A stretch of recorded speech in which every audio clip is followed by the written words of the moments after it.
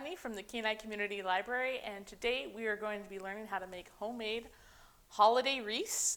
You can make them out of a lot of different things, but I'm going to show you how to make them out of spruce branches and even how to make the frame that you can put on them. Now you can buy the frame, you don't have to make it, you can buy it at most craft stores, but it's fun to make the frame and then you can reuse it again and again. So even when your greenery kind of starts looking not so great and you want to just cut it off, you can cut it off and keep your frame. So we're going to show you, start to finish, how to make your own holiday wreath.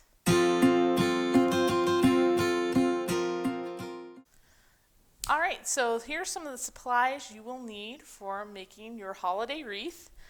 You're going to need some twine or jute.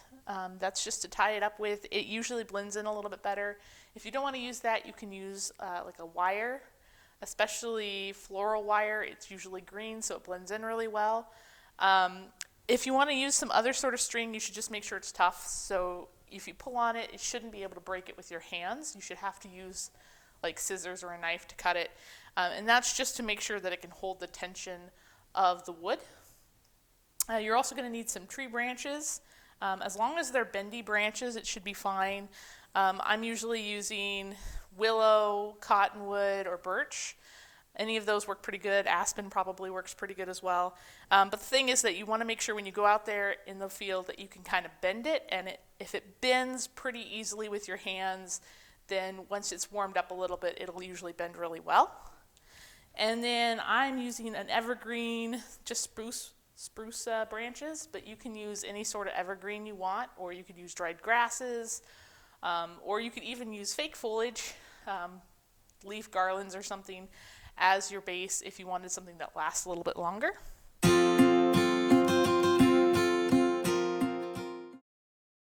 So first off, we're going to start by making the frame. So what I like to do when I'm making the frame is I like to warm up my branches indoors. If they're frozen outside, they're a little bit more brittle. You can still do it. You can still make it with cold branches from outside. But if you bring them inside and put them in like a little pot of water overnight, so they kind of soak up a little bit of that water, they're really nice and bendy and they don't break very much on you, which is very helpful. And then what you're going to do is you're going to line up your branches about halfway around each other. And this way the thick part of your branches right here is not all in one area. It's kind of distributed. So you put them about halfway. And then what I usually do is I take some of my twine and I'm just going to tie it really quick in a nice tight knot. The tighter you can make the knot, the better. If you can't get it super tight, that's okay. You can just wind it tightly later. But the tighter you make it, the easier it is to start winding it. So making it kind of tight is good. And then just what you're going to do is you're just going to twist the branches around tightly.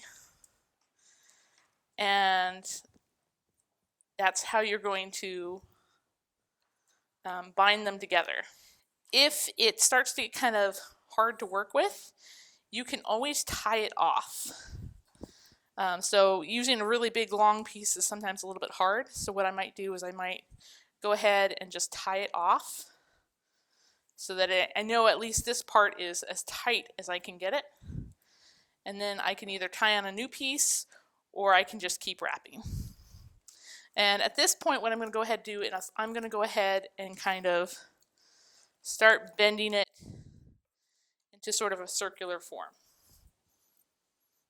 Now it's probably not going to look like a perfect circle at this point, and that's okay. Wreaths don't have to be perfect circles. If you're aiming for a perfect circle, we can bend it a little bit more afterwards. So just as long as it's about the size you want it around, we can get it a little bit closer to a perfect circle later. And as you can tell, I didn't get it all the way wrapped around, so I'm just going to add another piece right here. So I can get this piece of the frame tucked in nice.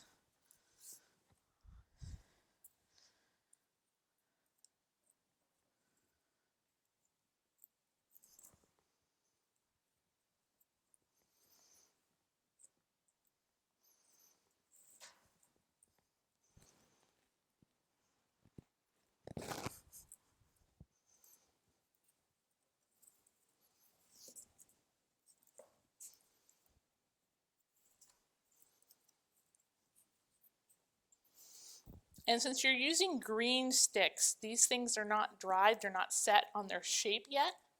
So if you want to change the shape of your frame, you can. So if you want to make a square frame or a triangle, that's actually perfectly easy to do. You're just going to bend your frame to look like that. So you can see this is roughly circular, but not completely. So I just kind of bend it a little bit in the areas that it's not quite circular in, where I need it a little bit more bowed out. And I can get it in a pretty good circle shape. So now that I've got my frame done, I'm ready to move on to the second part, which is adding my spruce branches.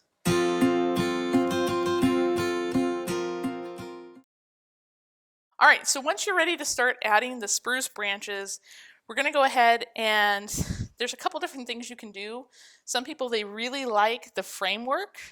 I mean, you worked hard on it. You can trim off these little edges, and it's actually really pretty framework.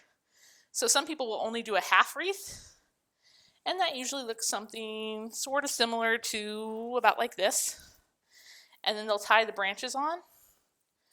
And you can tie the branches on like that, and you'll have a really pretty just half wreath frame where it shows off the beautiful work you did on the bottom part. Other people like a full wreath. And so I'm going to show you guys how to do the full wreath. And when you do the full wreath, you don't layer it the way you think you do. At least I always thought you layered it the other way. But what you do is you go ahead and tie really close to this edge where you cut it off of the tree. When I'm cutting them, sometimes I can just do it by hand, but sometimes I have to use a tool like a wire clippers, tree clippers, or a hatchet. But usually in the winter, the branches are brittle enough that you can just use your hand if they're outside. And then I'm going to do something that seems a little bit backwards, and that's what I'm going to actually put the next branch underneath the branch I just added. So what this is going to do is it's going to hide this end here underneath my full bushy part of my branches, and I'm going to wrap it around. The other way you can do it is you can actually layer it this way around, and then you just wrap the jute around it, and then when you get to this edge, you would add another branch. So let's go ahead and just do it that way, since I've already got it laid out there. And you can do this one of two ways. You can either wrap it really tight around, if you want your wreath to look really round, or you can do it really loose. And if you do it really loose, you might let a few of the branches kind of stick out a little bit. It kind of depends on how you like your wreaths. Everybody is different about what they like in a wreath, and that's one of the nice things about making your own is you're making it how you like it, not how somebody else likes it, but all about what you want and how you want it to look. And then I can just tie it on the back here where nobody will see my knots. And this is where some of those little loose ends I had earlier kind of come in handy, as I can sometimes tie to those. There we go. And then I can just start a new line, kind of hide my handiwork, and add a new branch.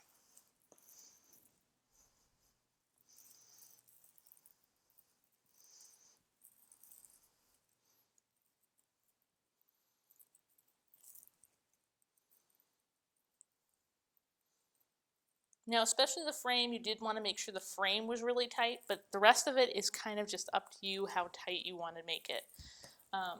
And if you notice the area is kind of bare, you can feel free to just throw in a few extra pieces of branch.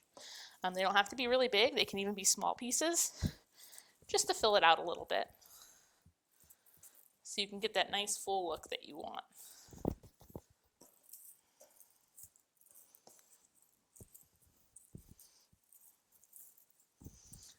Now when you come back around to the front, you're going to want to tuck your branch ends underneath, which is a little bit tricky sometimes.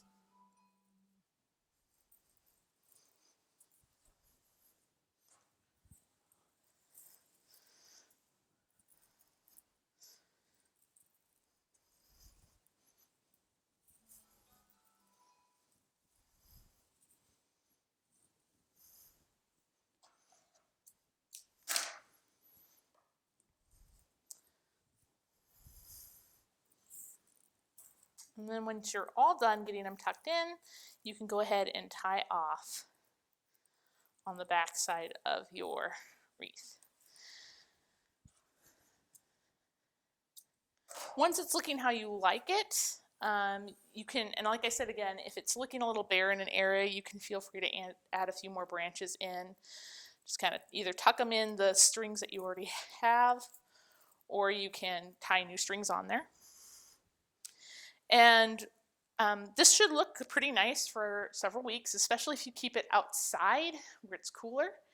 But if you really want the needles to stay on, what I usually do is I add hairspray. So I'll just take some hairspray and just like you would with your hair, just kind of spray it lightly over the whole wreath. That helps hold in the moisture and keeps the needles on. Another thing you can use is fixative, which you can get at the craft store. So like a spray-on glue or fixative will help keep the needles on and looking pretty. Once the kind of greenery you added doesn't look quite so nice, especially if it's fresh greenery, you can actually just cut it off and then reuse your frame. So your frame will dry and it'll be good for multiple years. You can use it over and over again. And you just cut off the greenery wrapped around it and get a new one, and you can have a new holiday wreath. So that is how you can make your very own holiday wreath from scratch. So I hope you guys have a fun time, and feel free to send us photos at the Kenai Community Library's Facebook page so we can see what cool wreaths you've made.